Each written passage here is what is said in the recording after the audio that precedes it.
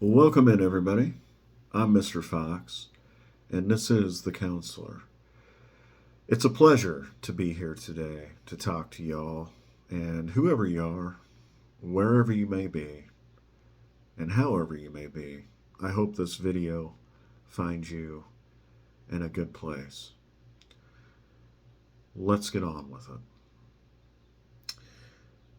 I want to talk today about something that I think is unique, and not only unique, but uniquely human to every single one of us. No matter who you are, where you come from, it's beyond all the usual classifications of how we categorize ourselves. And this is one of those things that is, I think, at the heart of our stories, our journeys, our paths in life. And I don't think any of us are, unscathed by this. I don't think we can live life and live it fully without occasionally hitting a few rough spots. You know, Beginning to find ourselves in places maybe we didn't think we might end up.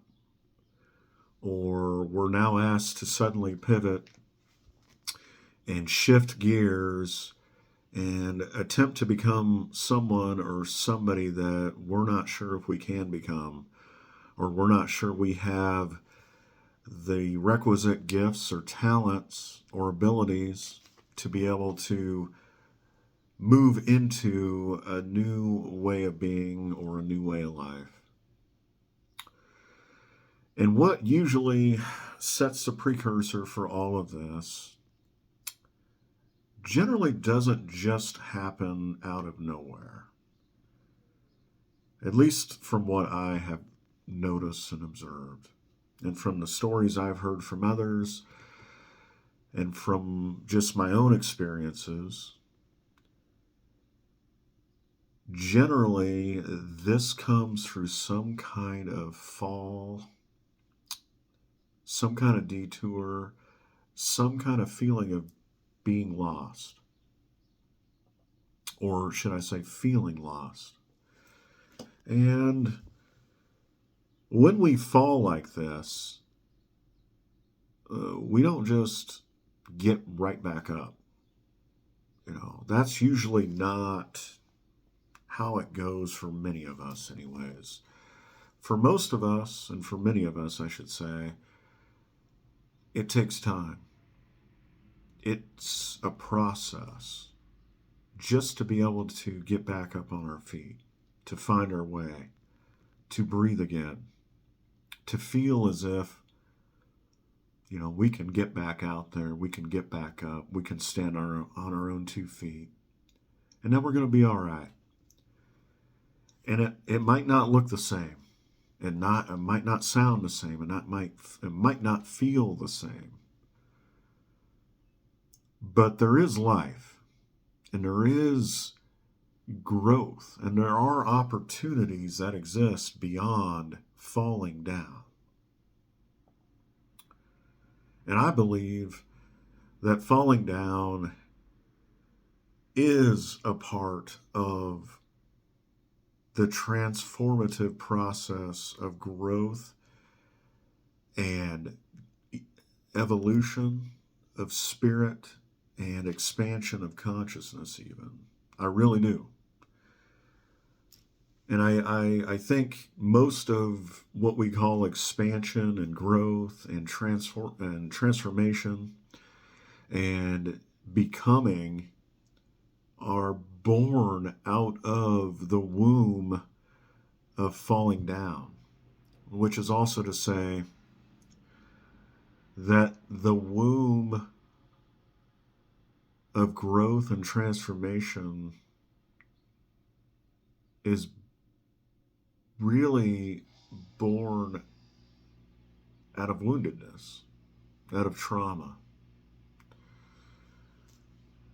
Because falling down and falling from grace and finding yourself in unfamiliar territory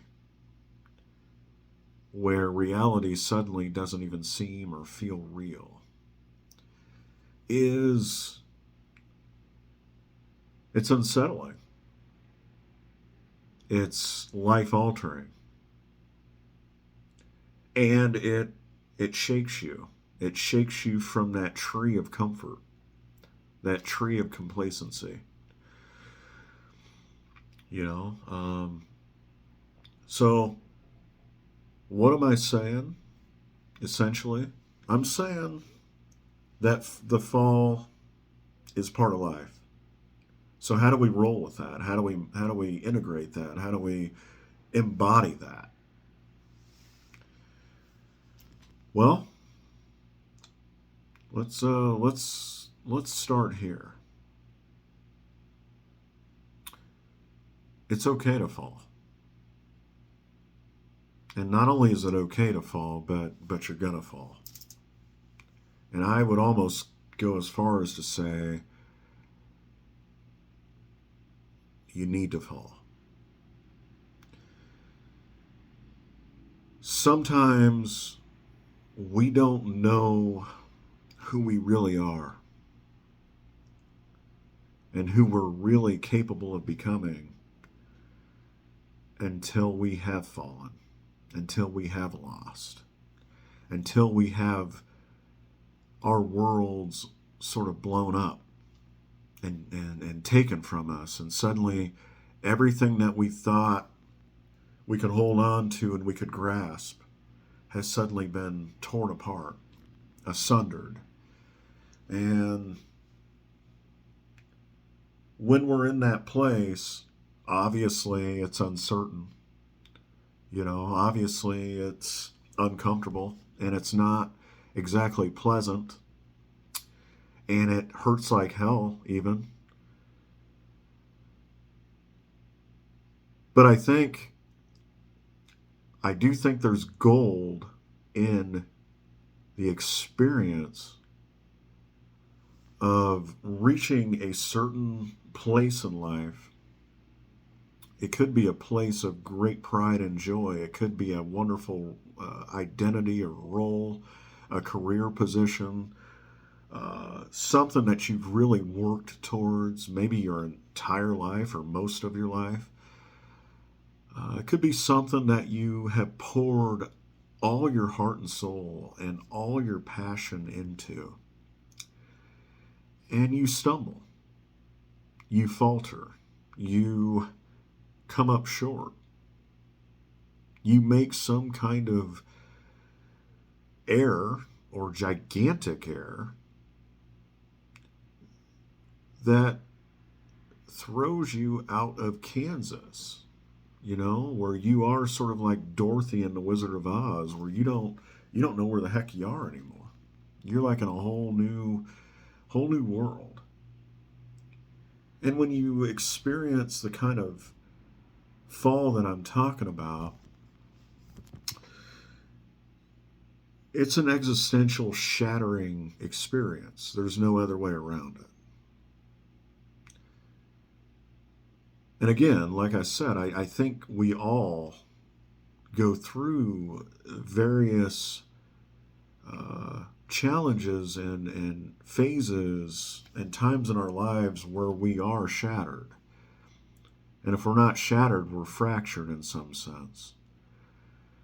Because life, whether we're looking for it or not, has a way of breaking us or shattering us or breaking our illusions of what we think is real or true. Or, it has a way of ripping away, tearing apart what we believe in, what we hold to be true. And that's uncomfortable, right? I mean, that is there's no way to sugarcoat this really. And we go through these things. And we're different. We're different after. And it completely, like I said, it pulls a rug out from under our place of comfort and complacency, and we think we got life, like we're on top of it. And maybe to some extent we are, right? Maybe we on paper have it all put together. We have it all figured out, and we present as if, you know, we are all that. We do have what we need, and we are thriving. We are successful, and we do have the office with our name plaque on it. We are somebody of prominence, somebody of stature, somebody who is looked upon maybe in the public eye even as somebody of importance, or somebody that has a lot to offer to others in the spaces around us even. Okay. When we fall, it absolutely crumbles us. It shakes us to our absolute cores. And we're looking for any and every door to get us out of here, right? We're going, okay, which door is it? Which way can I escape? Because I can't, excuse me, I can't deal with this. I can't live with this. I don't know how I'm going to live with this. And not only that, my life was all straight and narrows, put together. I did all the things that the world said I should do. I checked all those boxes. I climbed that ladder. I started from the bottom and I got to the top. And now I'm back to the bottom. And not only back to the bottom, I think maybe I have punctured a hole in the bottom and I am just flailing away in some kind of abyss now, and I'm not even sure where the bottom is.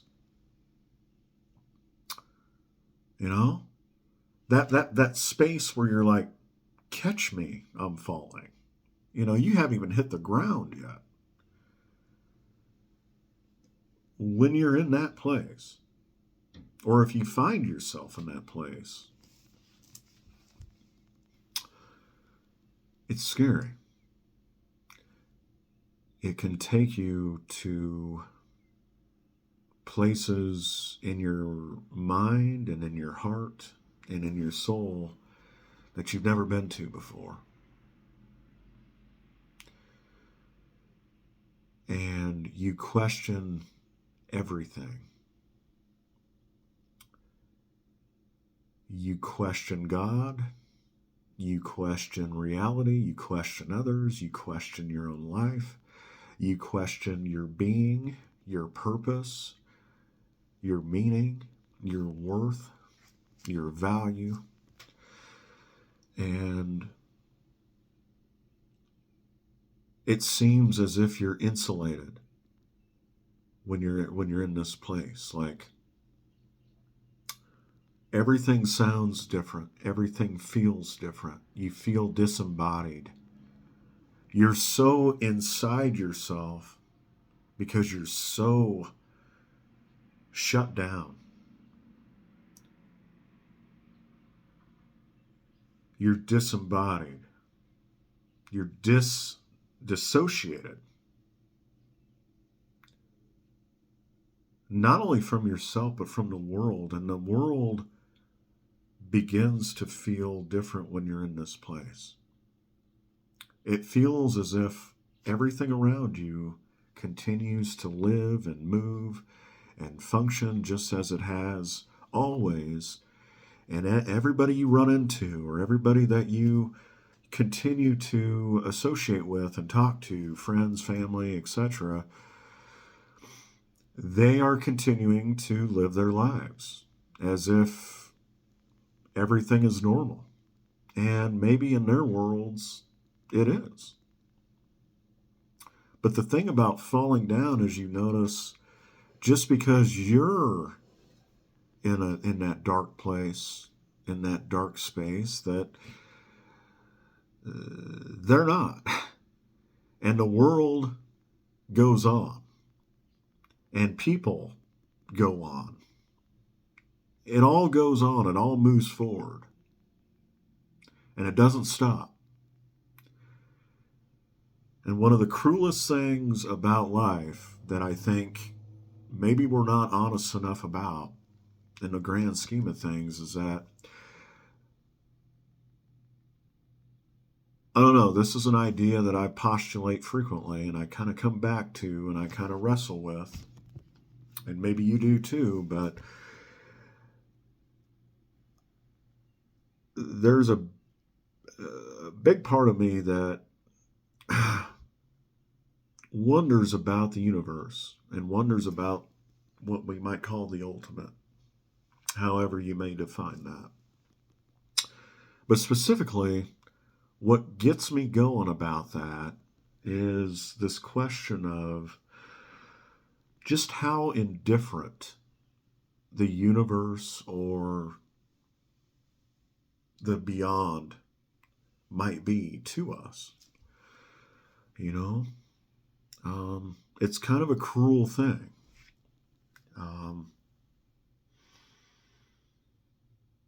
We shut down, we feel thrown out, we feel tossed aside by the world and maybe even by others.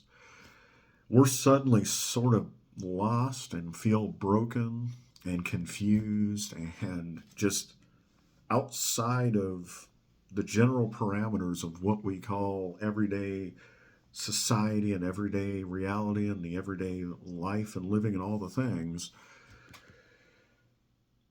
that it's like, where's my anchor? Where do I come back to? You know, and is anybody listening? Where is everybody? And you talk about feeling outside of everything. Nothing feels more outside than knowing you're around people, and it's as if you feel as if you're not there.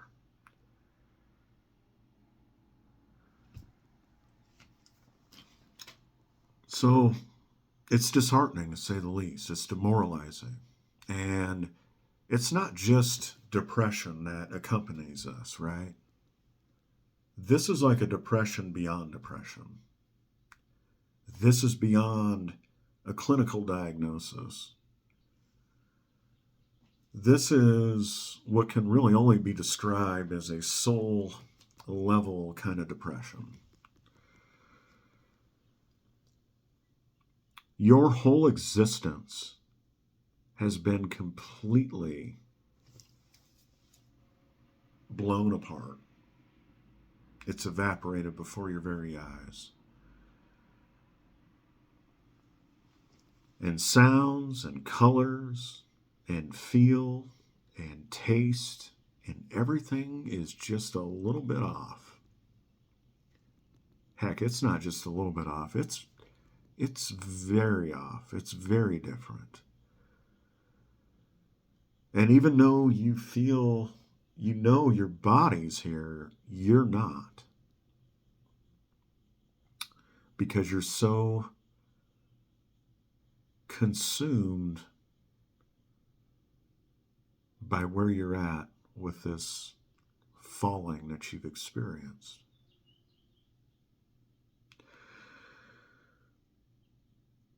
So, yes, with all of this is the usual dreadful but yet heart piercing, existentially wrenching questions that are, you know, part of the process, I guess, and really only make sense and mostly make sense when you're in the throes of what I'm talking about with all this. Questions like, why am I here? What the hell does all this matter? You know, can I continue? What's on the other side if I persist? And how did I get here? How did I arrive here? Is there meaning in this? Is there some sort of cosmic, grand meaning for why I am now a fish out of water and I don't know where I'm at and I don't know how to proceed? You know, that's what we're talking about here.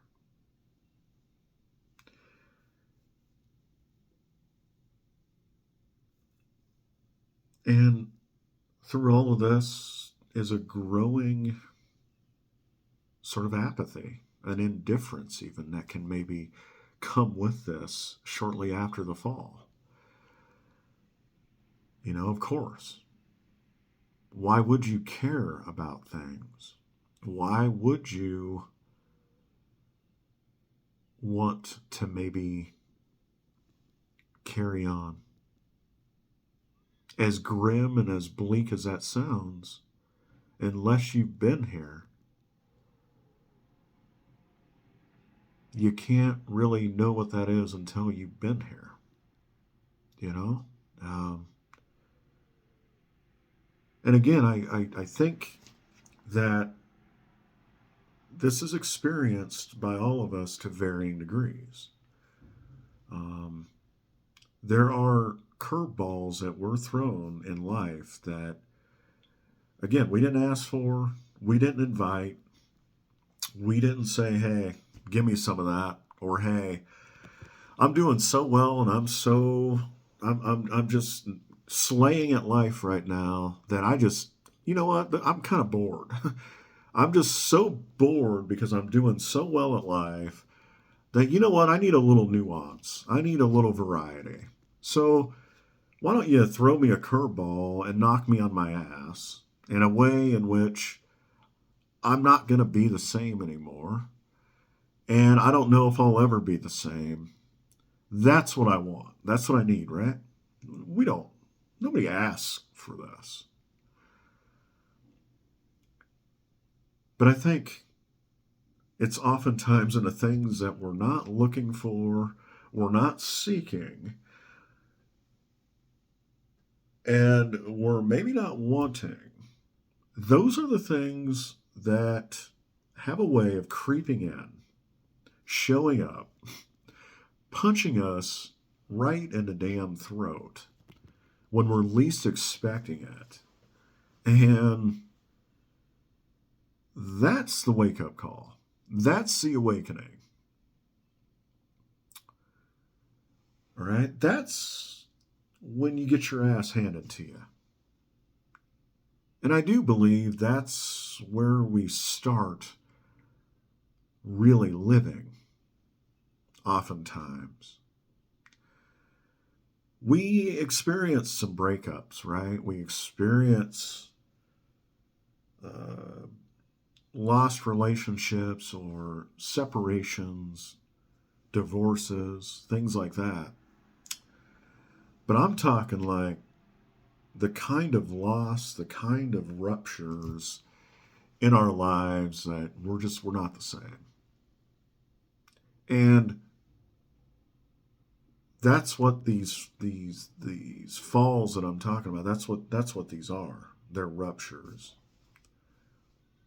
It completely makes us rethink and question our very existence and what we're doing here and how to carry on, how to carry forward beyond that. So there is all that. And that is not a walk in the park. But it is part of life, and I do hearken back to my original point that this is uniquely human to all of us, that I think we all go through things. We all experience things. And part of the human experience is to create meaning, I think, and understanding, and hopefully take those experiences and take the meaning and the silver linings away from those things, no matter how difficult and dark and depressing and life altering those things might be, to take those things and make those things, alchemize those things into something that can hopefully create a more sustainably welcoming, better version of who we are. And that's what I do think these falls are about. It's not about, I think, existence or the divine playing hardball necessarily, or oh, you're being fed a big steaming hot plate of karma. All right, like you deserve this plate of crap you've been given, so you better enjoy it and munch down on it because it's what you deserve. You've earned it, right? No, not that kind of thing. And that's, to me, kind of a load of BS. I don't think that's exactly how it works anyway. That's my opinion. I think falls are invitations. Falls are initiations. I do believe they're opportunities in disguise. Hear me out. What breaks us when we fall down also opens us. And that's the paradox of falling. That's the paradox of breaking. Is that something new emerges, and someone new often emerges. If life is one big classroom, one big lesson, even the bad stuff, the uncomfortable stuff, the things that knock us on our damn asses are good in theory. They might not feel good right away. They might be unpleasant right away, as we've discussed. But in the long, grand scheme of things, these things can be the catalysts that we need. These things can be the launch pads for an even better version of who we are as people and as persons, as human beings. I don't know about you, but there's work to be done every single day and every single moment on myself to be a better person, a better man, a better everything. There's always work that needs to be done. And I want to be better. I'm at a place in my life, personally, where I really want to be better. And I'm making wholesale changes to really streamline that process and make it that way as best as I can. I've also arrived at a place in my life where, as the saying goes, it's not about perfection. It's about wholeness. And when you follow that line of thinking and that you follow that mantra, you get tired of playing the game or pretending you're perfect or acting perfect or presenting as if you got all your crap together and all your shit together, and like you're putting on this front, this facade that your shit doesn't stink or whatever, and that you're somehow human, but yet you're so put together like that you're sort of, the things that are humanly human, the stench, the foul, the funk, the stank of life, the conflicts, the afflictions, the addictions, all that stuff, traumas, you name it, that you're sort of, it's not that you don't feel with it, it's not that you don't know it exists, and it's not that you're, completely outside of it all or above it all, but you're somehow, it doesn't necessarily apply to you. No. Like, you're you're at this place where you get tired of your own bullshit. And that's where I'm at. And that's where this all comes and collides together. I want to be better. I want to learn. I want to grow. I have grown and I have continued to grow and I will continue to grow despite, all my inadequacies, incompetencies, my struggles, my demons, if you will, all that stuff. It's not my whole story. And that's why wholeness is my mantra these days. But part of being whole is recognizing that you are not perfect, no matter how you might try to be. And that's okay. It really is. Despite what the world tries to sell us and how they try to package things, and no matter what we see on the screens and otherwise, it's okay to not have all your shit together. It's okay. You're not supposed to. You're not supposed to have it all figured out.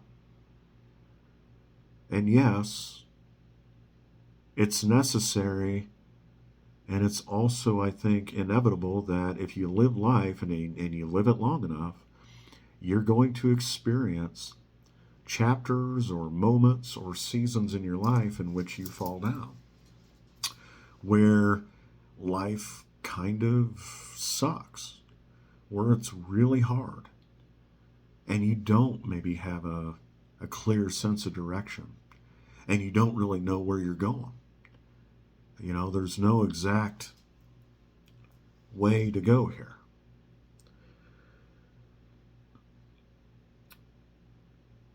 But the fall and falling down, it opens us. It opens us to becoming whole if we receive it that way and if we're ready to receive it that way.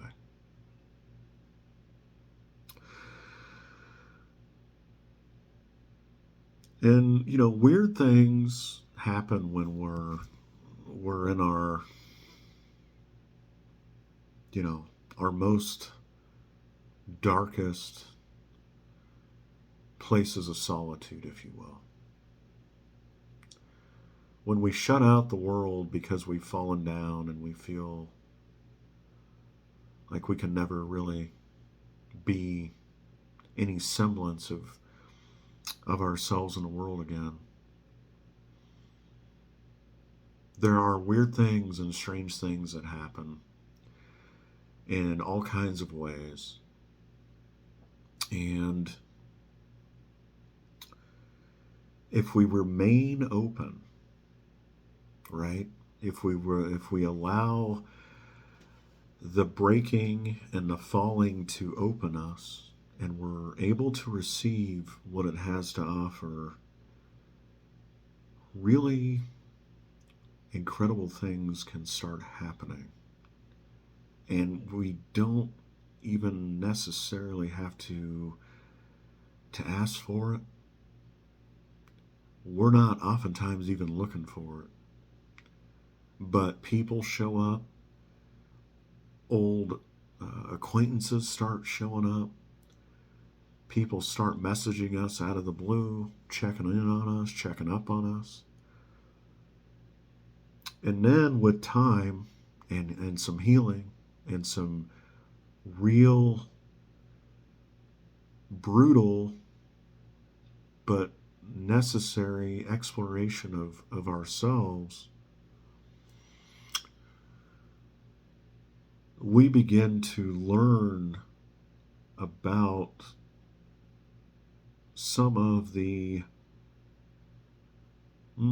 particulars of where we were before and during and shortly after,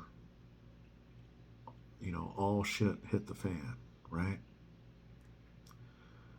We become more reflective and we become more intentional with ourselves, and we become more honest, I think, with ourselves about what was going on with us during that time and even before that time. And maybe we weren't seeing things that we needed to see. Maybe we weren't as present as we needed to be. Maybe we weren't able to be as present as we needed to be. Maybe there were things that we just weren't quite aware of then that, looking back and looking back to look forward, I should say, we go, how could I not have seen that? How could I not have thought about that or considered that or been aware of that? And going forward, we've been opened, right? We've been honest in a kind of way and allowed ourselves to be so open, so brutally open and honest with ourselves, and so truthful with ourselves that we likely, going forward, will not find ourselves in situations that lend themselves to falling down.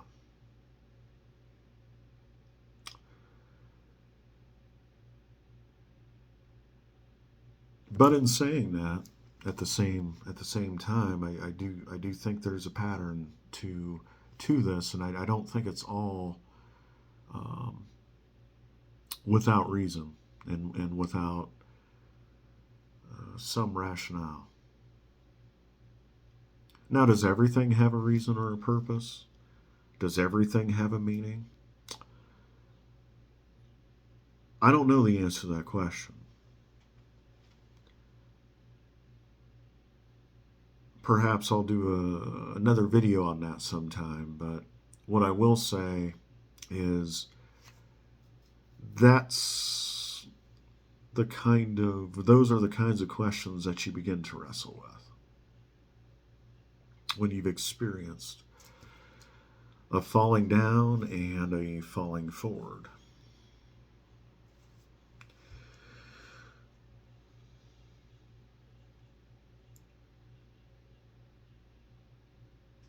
All right, so let me say this. Back to sort of feeling abandoned by the world and by others, and watching everything move forward and carry on, and the world seems like it's kind of left you behind.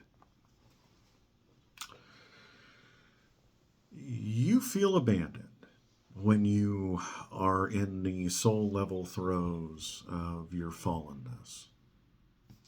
You feel abandoned. You feel lost. You feel thrown out, right? Which leads you generally down, you know, the ruminating path of, has love abandoned me? And another way to say this is, am I still loved? Am I still seen? Am I still heard? If I speak, will other people hear me? Will they feel me? Will they know me? Will they love me? And can I be loved after this catastrophe, after this loss, after this falling down, this falling from grace? Am I able to get back up? And will I be loved?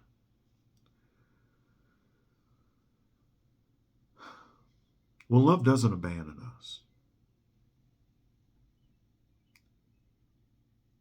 It feels as if it does, and it feels as if we're unworthy and we're undeserving of love and being felt again, being seen, being heard. It does feel that way. We can feel so low, so distraught that we don't feel that sense of love from the world, and certainly with ourselves and towards ourselves. But love changes its shape in these moments. And love changes its shape, I think, over the course of life.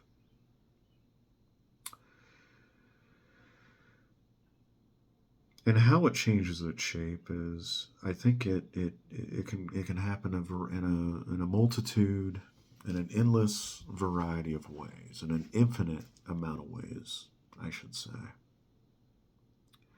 This is why we're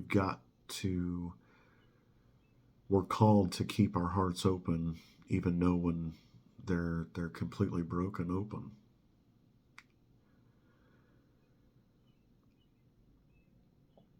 So love can change its course and can seep through to us in the form of a memory, a poem, a song, a kind word, a smile from a stranger, being greeted by unknown people, being complimented on a shirt,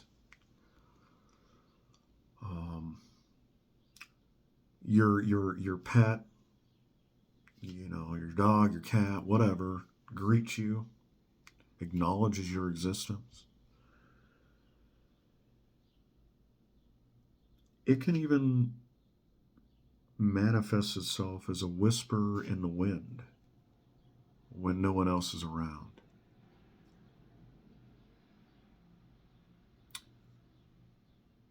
Who knows if the birds aren't just talking to themselves, maybe they're also talking to us as well. That's where I'm going with this. Because after all, when your entire reality has been shaken, and everything around you and everything you built, and everything and every fabric and fiber of your being that you feel that you are has now been untethered. And so I say, when it's untethered, and from my own experiences, when I have felt untethered, nature, animals, birds, trees, natural environments, natural interactions with people, with humans, have reminded me that connection is real. Life is real, it's living, it's pulsating, and that I'm real. And to know that I am real, and that others are real, and that nature is real, has helped remind me that love is real.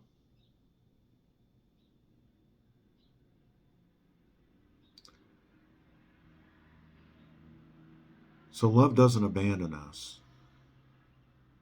It's all around us. It just becomes really difficult maybe to see it or hear it or feel it when we're in the darkest of places.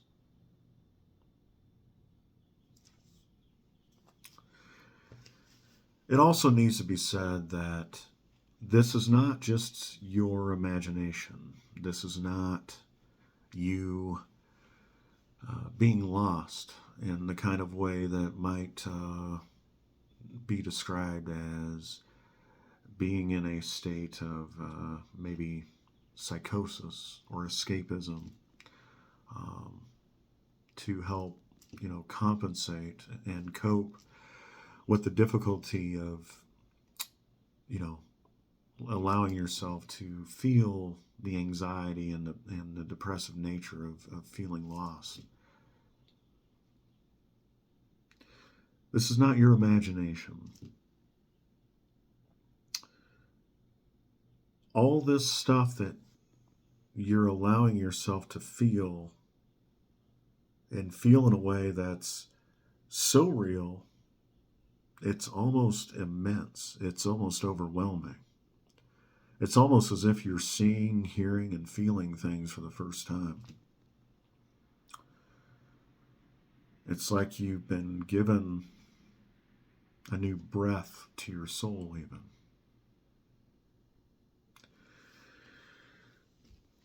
And I believe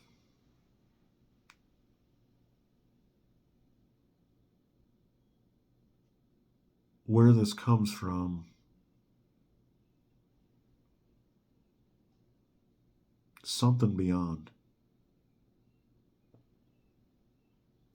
Because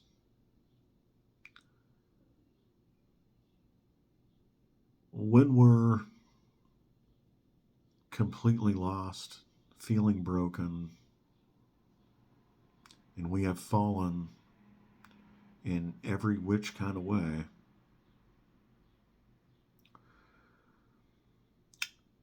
our souls become still.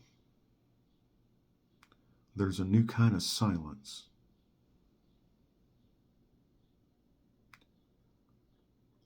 And that silence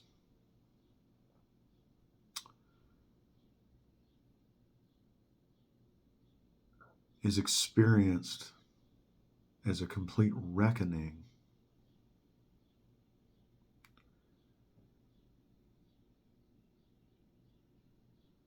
of who one is. It's a reminder. It's like remembering who you are. And so when you are reminded of the simple things in your time of doubt and feeling abandoned by the world, something beyond reminds you that you are seen, that you are here, that you are taken care of.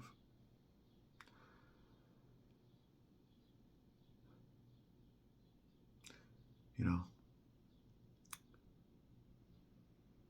and it might feel different, it might look different, it might sound different. Your life might be drastically different. But something in you has opened up. And I think if you allow it, it will completely, radically blow your life up in the very best possible way.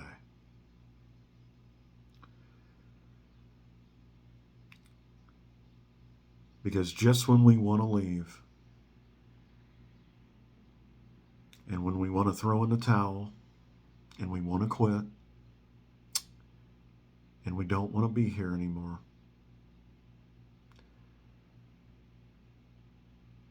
that's when oftentimes we're found. And we're reminded of all the things that maybe we haven't been paying attention to, we haven't been noticing, and how precious and fragile life really is. Yeah, we should enjoy it. We should have some fun. We should encourage ourselves and invite ourselves to experience it in various capacities. And I do believe we have to live life. But live it intentionally. Keep your eyes and hearts open. And keep your souls alive. I'm Mr. Fox. Thank you for joining me today. I hope to see you again. And if you like what you've heard, please subscribe. I hope to see you next time. Take care. Bye.